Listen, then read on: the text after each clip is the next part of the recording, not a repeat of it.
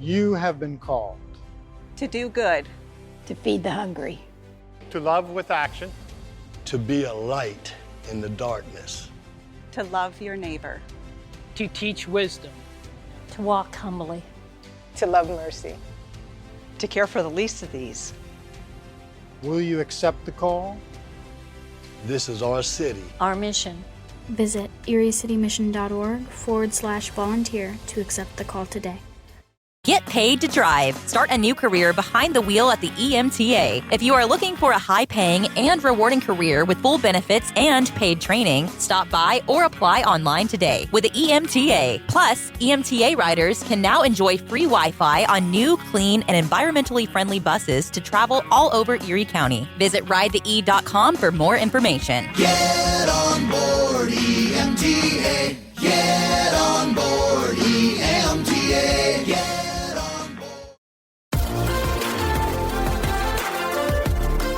Welcome to TalkErie.com's Joel Natale Show, Erie, Pennsylvania's daily podcast. Every day, we tackle the biggest issues that the Erie, PA region faces. Stay informed and involved as we advance the narrative of Erie. Now, here's Joel Natale. Today, we are diving in on some education as we want to welcome here to our studio Professor Robert Garland. Dr. Garland is the Roy D. and Margaret B. Wooster Emeritus Professor of the Classics at Colgate University, and he is here in 2025 for a week-long summer residency focusing on history, and we're talking ancient history in a lot of regards here, but not all of his conversations are from the far-off past. So we want to welcome you, Professor Garland. Good to see you, sir. I'm delighted to be here. Good to see you. Thank you for inviting me, Joe. How about this July weather in Erie, Pennsylvania? It draws you back, doesn't it? I'm living in Brooklyn, so there's nothing much to choose between them. It's probably a little bit shade cooler here, so I'm happy to be here. Yeah, we've got that nice lake breeze here. Yes. Tell us a little bit about yourself. We love to hear origin stories. Did you grow up in London? Is that your hometown? I did. I never thought I would leave, really. I still feel I'm a Londoner, even though I've got dual citizenship. Now, I don't know the geography, but what part of London would you have grown up? Would people recognize? I grew up in northwest London. That is to say, Hampstead, Highgate. Hampstead is, these were villages outside London originally, before London grew and expanded and so forth. So they still have something of a village feel to them. Yeah. Hampstead Heath, people may have heard of that. That's a huge expanse. It's described as one of the lungs of London. So lots of trees and lots things. Lots of trees, wow. Lots of grass. And, I mean, when you talk about going downtown, what does that look like to you? And did you go shopping downtown or what? Well, first of all, we don't use that expression, of course. That's an American expression, right. Downtown. Yeah. But nonetheless, I think I know what you mean. But I grew up in a suburb, really, and like any suburb in this country, it had all the facilities that you would have needed. So you didn't really have to go into central London for much of anything. But obviously in central London is where the theatre is. My parents always took me to the theatre on my birthday or any other celebration. And also the wonderful art galleries and museums, which I grew up on, as it were, too. I mean, when you think about the Tower of London and the London Bridge and all those, yes. I mean, yes. Is that something that kids growing up in the suburbs would go to, you think? Oh, definitely. Yeah. I remember going to the Tower of London one evening for a very special ceremony called the Changing of the Keys. And this is when beefeaters, whom you probably can picture in their red armor, red uniform, retired veterans, of course, would exchange the keys from one watch to another at night. And it gave you a sense of what a slightly forbidding place the Tower of London is at night. It has imagine. A very troubled history. Oh, it does. Well, I guess the so. White Tower, which is where perhaps the princes in the Tower were murdered by, perhaps they were by Richard III. Oh my gosh. The guards at Buckingham Palace, they still are faceless, so they still don't flinch generally? Yes, but they now keep the tourists a little bit further away from them because they used to sort of put their fingers as close to them as they could. That's ridiculous. And try to get at least a smile from them. Does it interest you how absolutely agog we are and fascinated at the royal family here in the States? It's if you watch the Today Show, nearly every morning there's a royal story. Yes. Well, I think the royal family does a good service to people the world over because it is such a soap opera, really.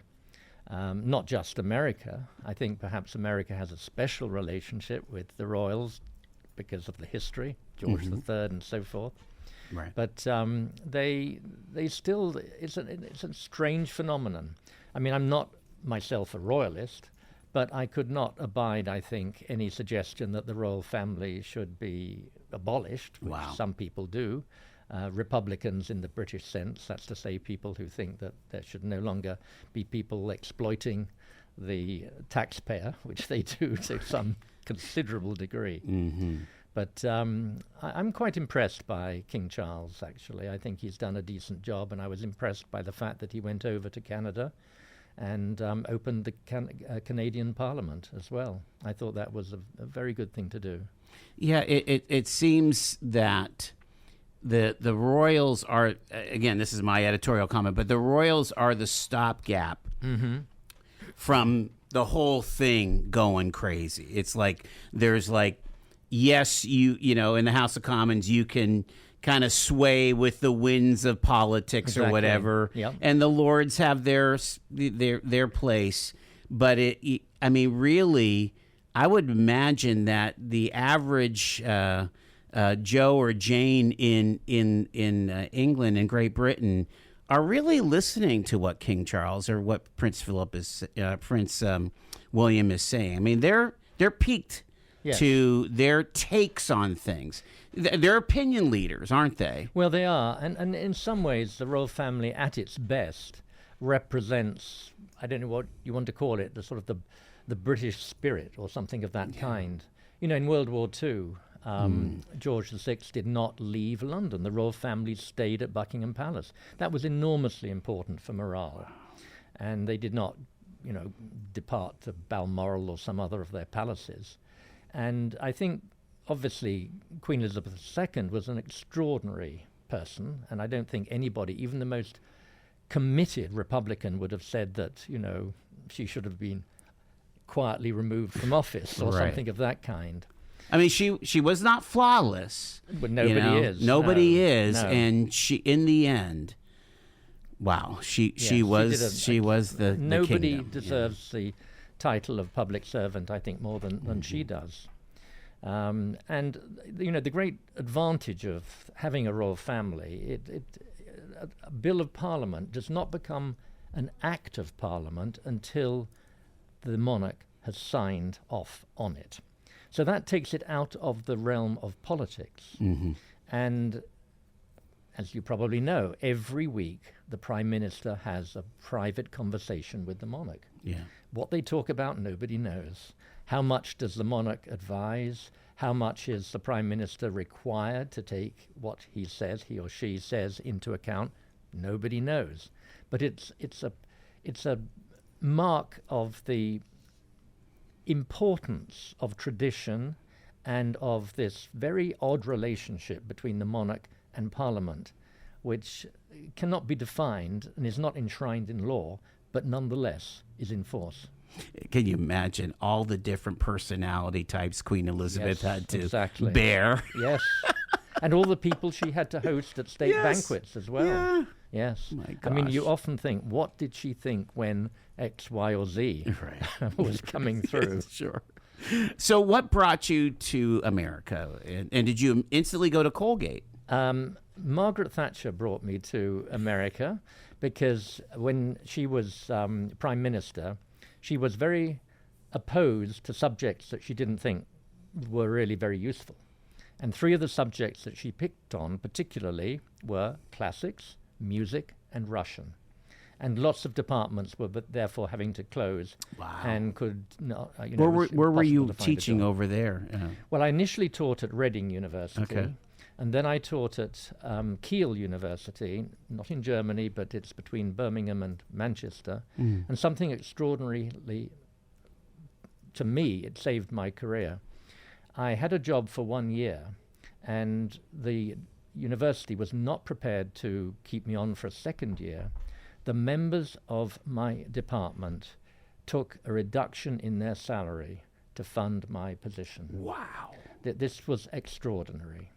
And it was all masterminded by a classicist called, I'm delighted to be able to mention this, Gary Nussbaum, a blind classicist. Can you imagine what it would be like to be a blind academic of any kind? Amazing. And he was determined to, in effect, save my career. And so he did. And I will never be able to repay that debt, but it absolutely meant the difference between abandoning my career and being able to survive within it. When you talk about being a classicist, yes, what define that in typical terms, I guess? In essence, I'm really an ancient historian, but to be an ancient historian, you have to know ancient languages, primarily Latin and Greek. Okay. So I've tended to be in classics departments throughout my career, teaching ancient history. Wasn't it pretty typical 100 years ago that if you went to a decent university in the States, you had to take Latin and Greek? Well, you did. And in fact, when I went to Manchester University as an undergraduate, I mean, other students had to take Latin. And I was lucky that I went to a school which also taught me Greek. But I began learning Latin at the age of about 9. And I began learning Greek at the age of about, well, I was just turning 13. Wow. That would be unusual today. Sure. Yeah, I'm from 2 years of Latin class in my good for you. my college prep class. Right. Mercier's prep. Yeah. Yes. Sister Bertha, she was the best. Oh, you remember these people. Charlie B was my classics teacher.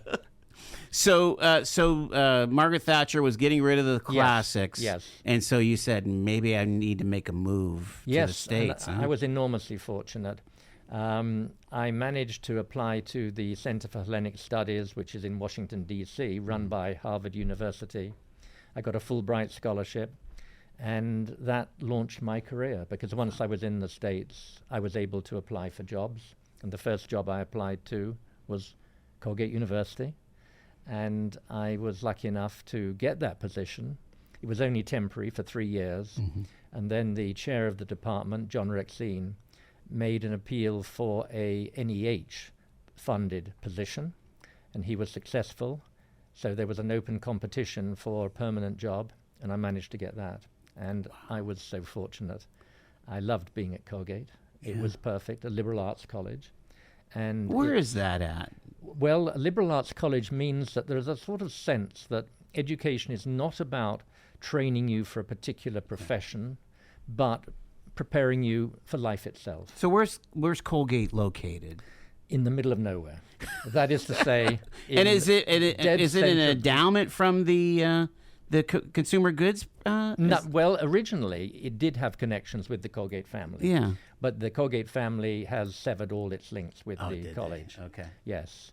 But it's actually in the middle of New York State. It's about 45 miles from Syracuse. So it's like many liberal arts colleges. It was originally a Baptist seminary. The tradition goes that it was founded by 13 ministers, each with $1 to found the college. But at a certain point, it broke off its connections with the with religion and with it's no longer a seminary. Okay. Still has a very large and very distinguished religion department. I was going to say it doesn't have a theological seminary. No, nothing though. like that. No, the Gotcha. theologians left and went to Rochester. Oh, did they? Yes. Okay. Yeah. Did you leave then and come back, or did you do your entire rest of your career as a professor at Colgate? I did at Colgate. I was there for about 36 years. Wow.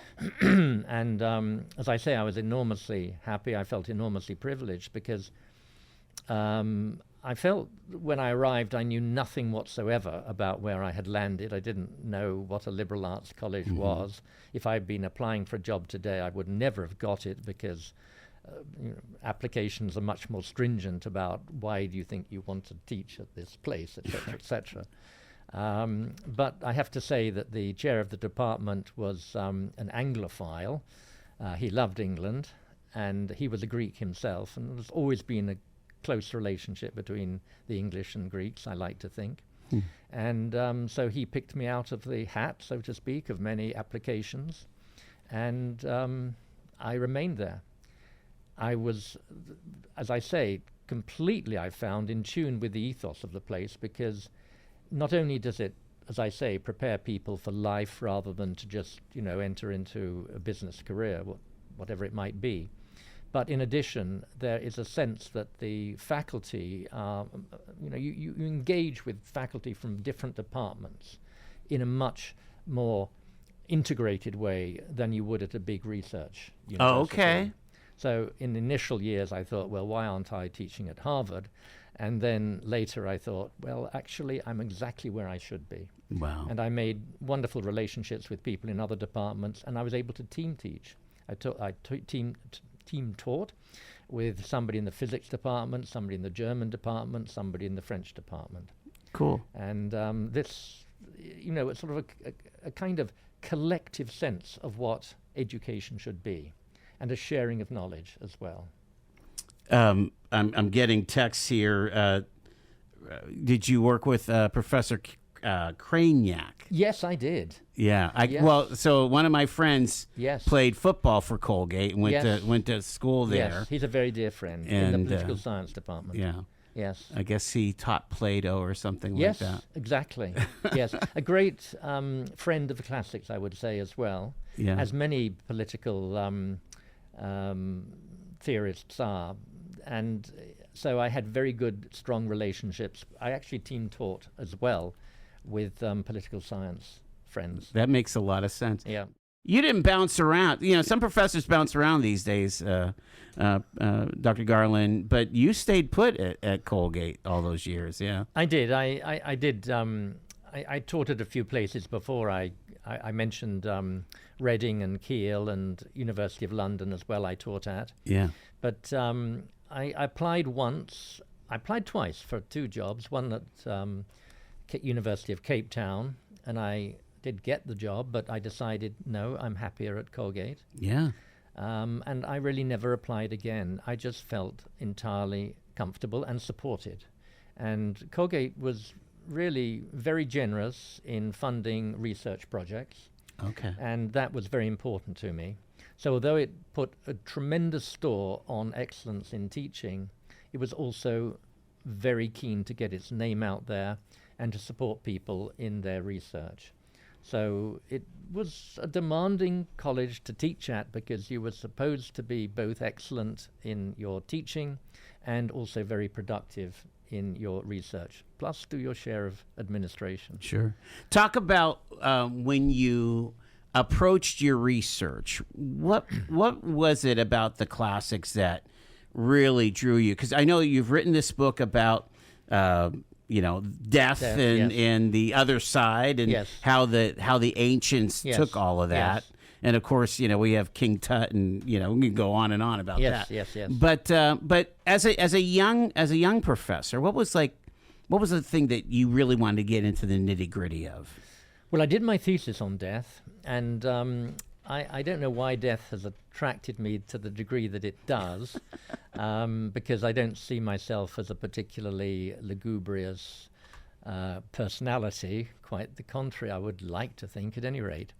But I always found ritual very interesting. That is to say, established ways of doing things, and why people do things in a certain way. Why do they repeat doing things in a certain way? That's a big question. But in addition, I also became very interested in what you might call bottom-up history. The other side of history, the course that I gave for the great courses, is all about how ordinary people faced the challenges of the everyday. And I've always thought that I want to put myself back in the head, in the shoes, in the sandals of people who lived all those centuries, millennia ago, and try to think, what was it like to be that person? So imagination has always been very important to me in addressing the issues that concern me in history. It's interesting, like even when we go to like the ruins of Pompeii, a lot of that is the elites that we see. Is that accurate? Yes. I was actually in Pompeii about 3 weeks ago. Were you really? Yes. Okay. Yes. It's true. I mean, when you look at the wonderful frescoes and so forth from Pompeii and Herculaneum, you get a distorted view of what life would have been like. You're not really seeing what slave life or the commoner's life is. Absolutely not. And fascinating though it is to see how the very wealthy lived, we're talking about, 1%, something like that, of the population. And you get no sense of how the plebs, as ordinary people were called, were leading their lives, often in conditions of absolutely abject poverty, and of course slaves as well. And those are the people that really interest me. I'm interested in political history and biography and so forth, but really it is the history of ordinary people that has come to be my sort of center of interest. So I've been particularly interested in the disabled, for instance, in the ancient world. So I wrote a book on that and tried to sort of work out how they were viewed by their peers and so forth, and also on refugees. And these were two categories of people that I felt had not been sufficiently explored by historians. So that has been my primary interest. But the book that I just published on what to expect when you're dead is a very broad-ranging investigation of not only the Greeks and the Romans, whom I know most about, but I love finding out things that I don't know a huge amount about. I've always been very interested in ancient Mesopotamia, ancient Egypt, early Christianity, Judaism, and Islam. And I have to thank Colgate for being able to teach, for instance, the Hebrew Bible, the Gospels, and the Quran. So my interest sort of spread out from those efforts to be able to teach something that I wasn't absolutely trained in at Colgate. Quickfill gasoline is made right here in America. United Refining Company, who operates Quickfill, refines its gasoline from North American crude oil in Warren, Pennsylvania. When you buy United Refining Company gasoline at Quickfill, you keep jobs and businesses in America. And you keep American families strong. You don't need to send your money overseas when you buy gasoline. Buy American-made gasoline at Quickfill. Quickfill, driving America.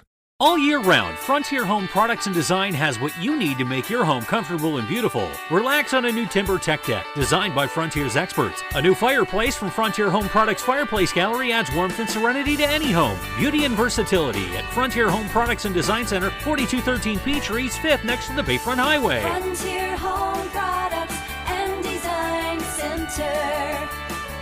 Discover a new frontier. PA contractor number PA039007.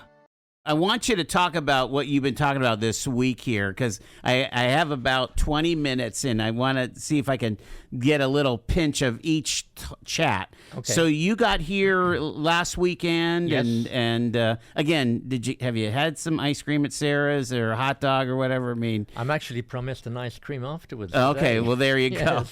go. We'll take care of business. Yeah. But Monday night was your first. Monday visit? night was my first one. And before I talk about them individually, what I wanted to do was to sort of spread the series of lectures from the ancient world right through to the modern world. Yes. And not simply concentrate on what was my expertise, but, to try to engage with periods of history which I thought were vitally important, that were concentrated in a single day, really. I wanted to ask you before you go on, Do you notice that the folks that you talk to are more energized about history than maybe in your career? Like I was talking to some of your colleagues at the Jefferson yesterday, and I'm like, guys like me, I'm in my early 60s. We can't get enough of World War II. It's been like that forever. Right. I hear about these millennials that are totally enamored with the Roman Empire, right? Yes. That. Have you noticed that? Kind of, it's like pop culture, but it's history. I've been absolutely blown away by the attentiveness, interest, curiosity of my audiences, actually, and even subjects that you might not think would be particularly compelling to them. The first lecture I gave was the Battle of Salamis, which I billed as the battle that saved Western civilization, ?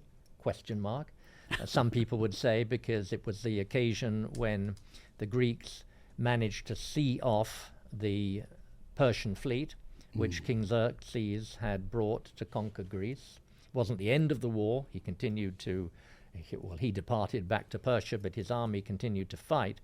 But it was the turning point, the tipping point, I think, which meant that the war then went in Greece's favor. So I was interested to choose events that were tipping points and that kind of came down to specific days in history as well. But as I say, to answer your question, I was absolutely staggered by the number of questions I had afterwards. Sure. As if this was an event that they had always wanted to know about, And I really was absolutely, there's no other word but charmed by my audiences on each occasion. I love that about Erie. I'm going to have you put some headphones on because we're gonna grab a phone call here. And hello, caller. You are live with Professor Robert Garland here on Talk Erie. Go ahead. Joel, I just wanted to ask the professor if he's seen the movie Americans Miracles. No, American Miracles. I have not. I have not. I wish he would watch it or learn about it. Okay. And I'll hang up and shut up. Okay, thanks so much. Appreciate it. Thank you very much. Bye-bye. Again, well, and Hollywood has really picked up on this incredible interest in history, has it not? And it's been good for my subject as well. When any Roman Sand and Sandals film comes out, as they're called. Yeah. The numbers shoot up of people who want to learn Latin. And you mentioned the appeal that particularly Roman history has, of course. Somebody said, and I don't know how this came out, that, every male thinks about the Roman Empire once a day. Now, I don't think that's probably true, but there is enormous appeal. Less so perhaps for Greece, but the film of Troy that came out, I suppose, about 20 years ago. It doesn't help. It doesn't hurt that Brad Pitt is, the star. Right? Does not hurt at all. May not have been the world's greatest movie, but it did star Brad Pitt. Yes. It is interesting to think that, and we were talking off air, that the that the Republic, the Roman Republic, was very much informing Thomas Jefferson and the founders here in the States. Really remarkable. Yes. Well, I think in part because these people were very educated and they had grown up on a diet of classical learning, and that informed the way they thought. And they wrote to one another quoting events from Roman history. And Roman history, I think, played an enormous part in their deliberations. Now, what lay in the background, of course, was the end of the Republic and the assassination of a tyrant, as he was seen, Julius Caesar. So they kind of identified with the Republican strain of government against, of course, autocracy. Sure. So I think that it provided for them a very important model.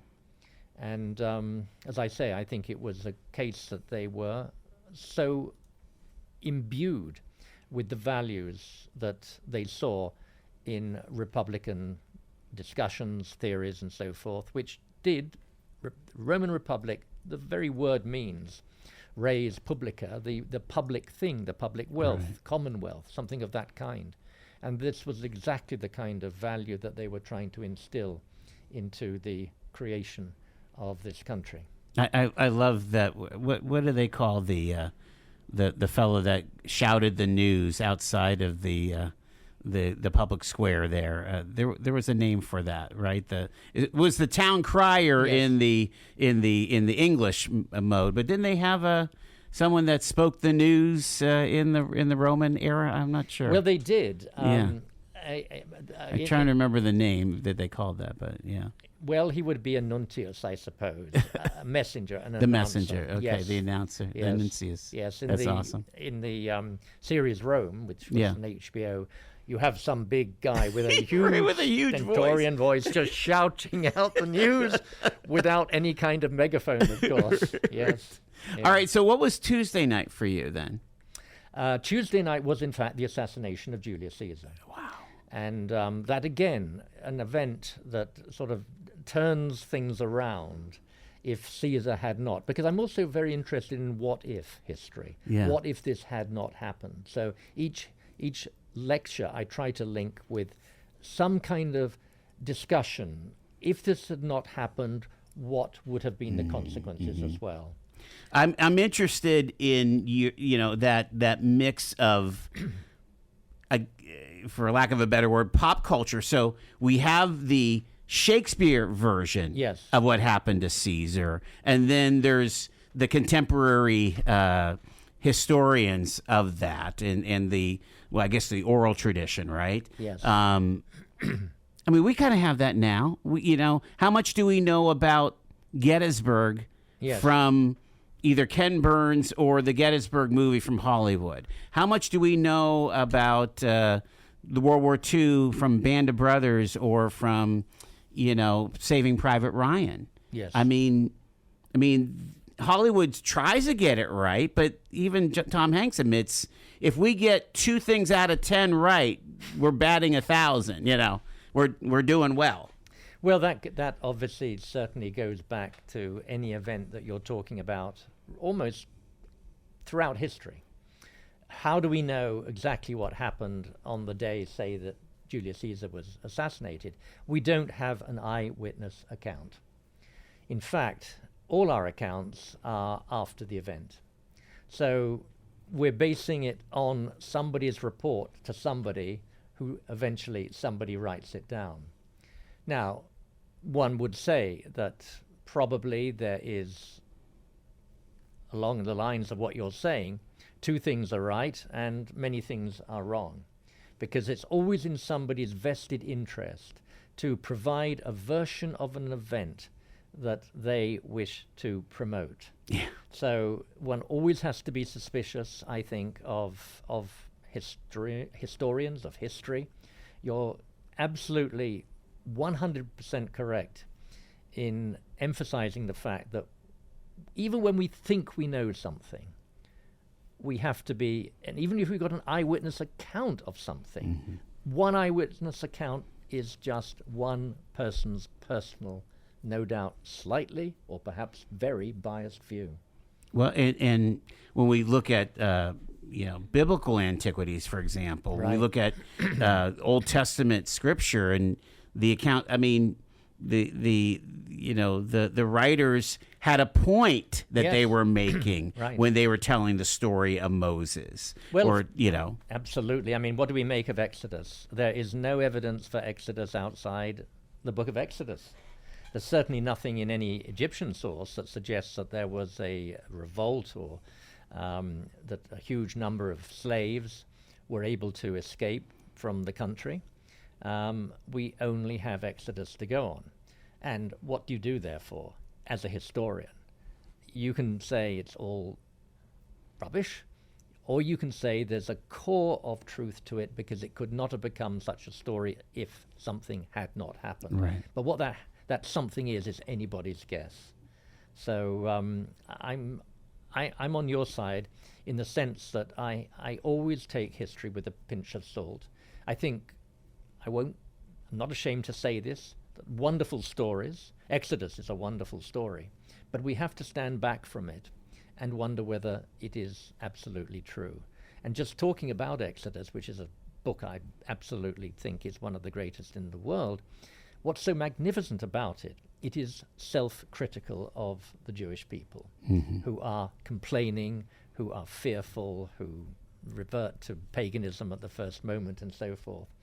That's extraordinary in what purports to be a historical document that is, in a certain sense, the finest hour of these people escaping from Pharaoh's charge, and yet it presents them as ingrates, etc., who the first moment they resort back to paganism. It's amazing. What was Wednesday? What did you talk about Wednesday? Wednesday was Guy Fawkes' plot, the attempt to blow up the Houses of Parliament, which I see as the first terrorist attack, really, in European history. When did that happen? 1605. Wow. Yes, and had it succeeded, it would have. It was the explosives were to go off under the Houses of Parliament, and it would have killed hundreds of people as well as the royal family. And although there had been other assassinations, of course, throughout history, nothing on this scale had ever been planned using explosives. So I looked at the effect of this and the consequences for Catholicism in Britain, but also looking back as well to how it was that Protestantism had gathered ground and had so positioned itself that Catholics felt that they were now seriously threatened by the new monarch, because it was very early into James I's reign that the gunpowder plot was masterminded. It failed. Had it succeeded, the what-if question, it would have done enormous damage to Catholicism itself, of course, because it would have associated the Catholics with a criminal act, with regicide, the killing of a king, and so forth. It would have done nothing but damage in the country. Wow.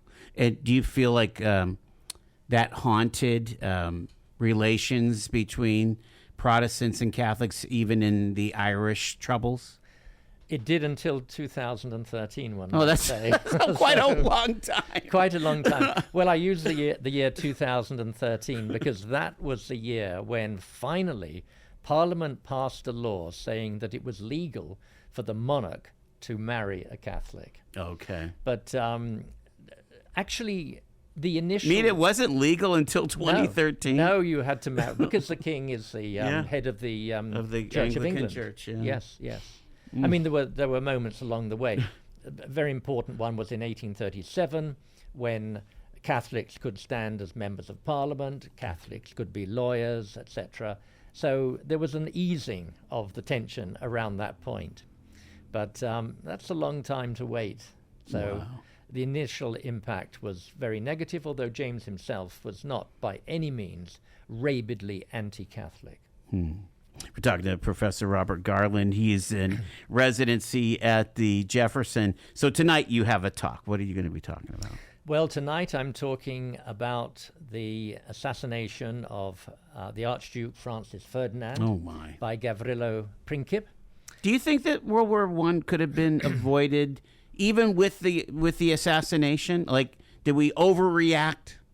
Well, you've asked the really great what-if question of history. I mean, there are so many what-if questions one can ask, but this is the prime what-if question. Because if the assassination hadn't taken place, would war have broken out? Would it have been a European war? Might it have been limited to the Balkans? Yeah. Would World War II have broken out? Would the Cold War have broken out? Etc. There's a whole chain of events that follow as a result, because Germany, of course, was humiliated at the end of World War I, had to pay reparations, and this seeded the hatred that Hitler had, and why he began the Nazi Party. Right. Because it gave the opportunity for extreme nationalism to rise in Germany, because Germany, as I say, had been so humiliated. But I mean, we've had assassinations before that didn't end up in World War. Yes. Could we have scooted by this and just say, hey, cooler heads prevail? Well, I'm sure... This is just one guy, I'm sure one or two people were trying on that line. The problem was that Europe was linked by a whole set of alliances. Yeah. And that also the Austro-Hungarian Empire was looking for a reason to clamp down on Serbia. Wow.